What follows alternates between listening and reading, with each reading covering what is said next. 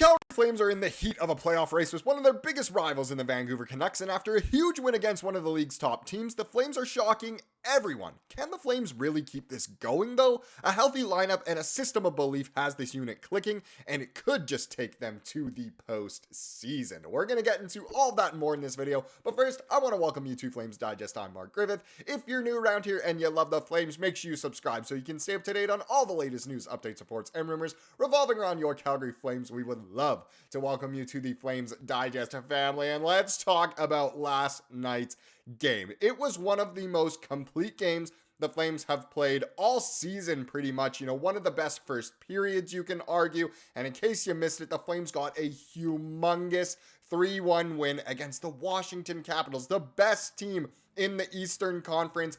And this is one of the best offenses in the league. So a huge hats off, you know, to Dan Vladar, who got the start in this one, played sensationally. But really, I loved the D pairings. Having Kevin Ball back instantly made a huge impact, as we see here. You know, one of the league's best offenses, best power plays gets shut down. We only give up one goal to Ovechkin, which is pretty funny. Countdown at 12 now for him to pass the great one. The great 8 passing the great 1.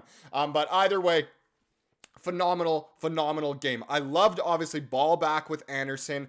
Weegar with Hanley. Hanley, it seems to be the A1 partner for Weegar right now. Loved the third D pairing as well. Solo with Braden Pahal. It was great. No hate to Jake Bean, but it just really seemed like the Flames' defensive core was a lot better in this game than it has been pretty much almost the rest of the entire season, especially in a Dan Vladar start compared to a Dustin Wolf one. If we get into the box score here, Vladar gave up just the 1 goal on 27 shots. Boy, did he work hard for this win. Again, loads of credit due to him. Absolutely fantastic play. The .963 save percentage, again, in Washington. That is absolutely sensational. A team that might end up winning the President's Trophy. What a gutsy performance from him once again to really get it done.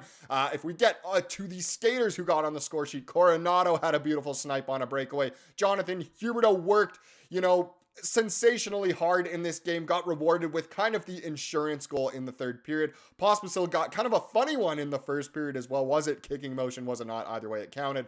Lomberg gets another assist. Kadri gets a very hard-earned assist as well. Solo and Ball also getting assists as well. Phenomenal to see. But let's get into how the Flames truly are shocking everyone. And there's a couple different articles we're going to take a look at. You know, always the post-game articles are very interesting to read. There's always the one Eric Francis does from Sportsnet. But I wanted to take a look at 2 articles that almost had the exact same headlines here. One's from the Calgary Herald, one's from the Hockey Writers, and they're both 3 takeaways from the game pretty much. So we'll start with the Herald. This one written by Daniel Austin. So 3 takeaways as Vladar shines in win over the Capitals. So, whoa, what's going on here? We're getting so who even was that? What was that all about? Must have pressed the wrong button. But either way, let's get into this. So the start they needed.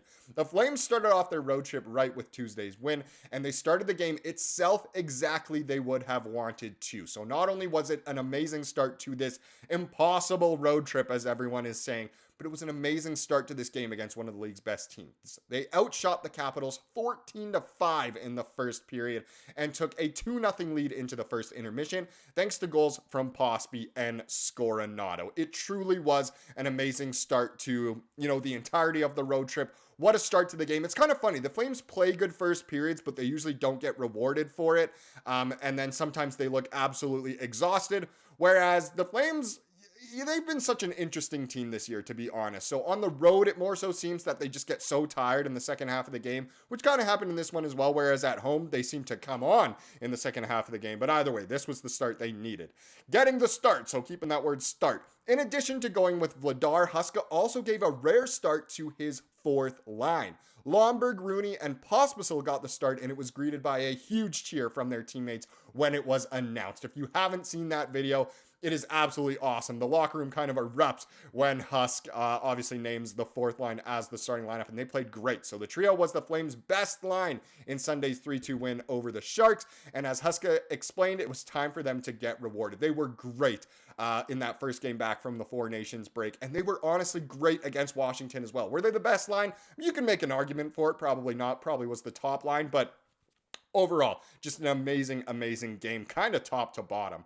And the last one from this first article, Huberdeau getting hot. So remember, he had an amazing December and then really didn't do all that much in January and February up until before kind of the Four Nations face-off break. Was he bad? No, but he just wasn't as good as he was kind of in December and earlier in the year. But as much as unsung heroes have stepped up for the Flames over the last 2 games, it's worth noting that the team's stars have been producing too. After Ovechkin scored in the period and the Washington crowd started ramping up the intensity in the arena, it was Huberdeau and Nazem Kadri who sealed the deal for the Flames. Huberdeau scored his 22nd goal of the season while Kadri did the hard work getting the puck to him and fully deserved the assist. And you could see how much that goal meant not only to those two, but the rest of the guys on the ice and especially the guys on the bench. The bench erupted at that goal. This team really wants to make the playoffs, and yesterday was a great showing that they certainly can do just that. Overall, fantastic to see. Let's get into the next article here. So as I said, this one comes from the Hockey Writers, written by good old Rupert McDonald. So 3 takeaways from the Flames win. The first one here is Vladar shuts the door. So many Flames have voiced their frustration yesterday after learning that it would be Vladar, not Wolf, who was getting the start. When I recorded yesterday's video, it seemed as though Wolf was going to get the start, but the Flames went with Vladar. The 27-year-old has had a rough season to date, especially statistically, which has resulted in him turning into a true backup rather than being involved in more of a tandem role for the first half of this year. But guess what? He went in, he, said, yep, sure, I'm ready to play, and boy, did he play. As we saw before, stopped 26 of 27 shots.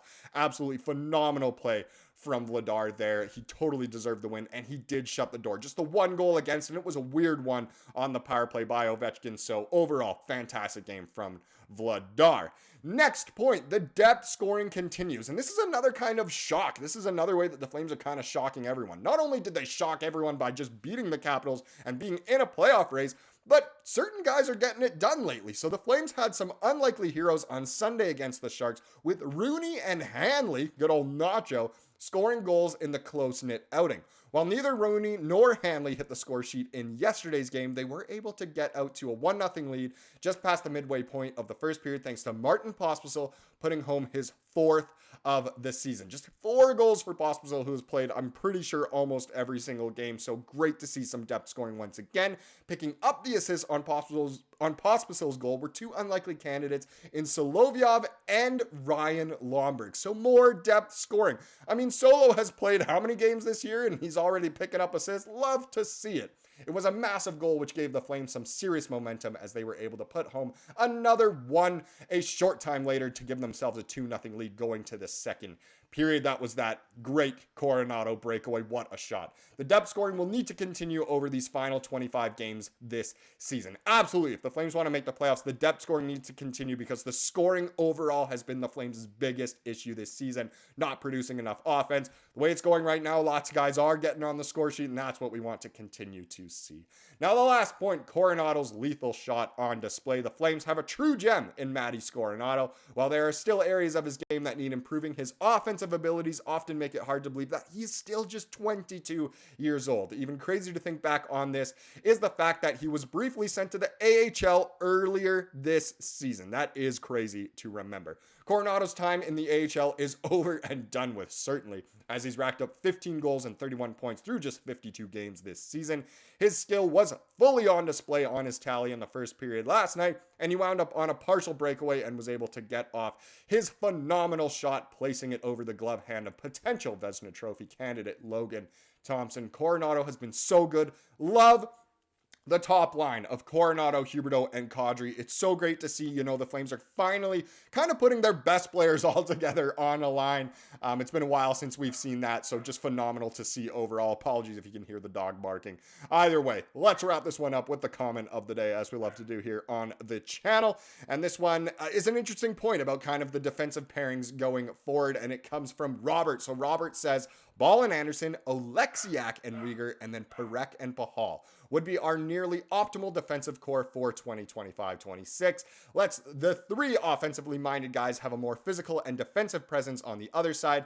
Bid adieu to Bean and Miramanov and keep Hanley as your 7. I think that's honestly a great option. Signing Oleksiak shouldn't be too hard. Obviously, he's on the Kraken right now. Could even trade for him right now before the trade deadline. But it is interesting. I do honestly totally believe that a more offensive-minded guy obviously is going to be a lot better with a defensive pairing guy. You think of Cale Makar playing with Devon Toews. You think back to, even just last year, MacKenzie Weegar put up so many goals. Why? Because he was playing with Chris Tanev, which is just a match made in heaven. You think back to when Erik Karlsson was just so dominant with Ottawa. Who was he playing with? Mark Mathot. It does make sense to kind of pair up those guys, really get the chemistry going, and then you can get the most out of everyone. A more stay-at-home guy, a guy that can get on the score sheet. Absolutely love this, and feel free to put down your thoughts of what the D-core could be, even for the rest of this season, but definitely going into next season as well. Thank you so much for watching this video. Please subscribe like you saw here today, and have a wonderful rest of your day.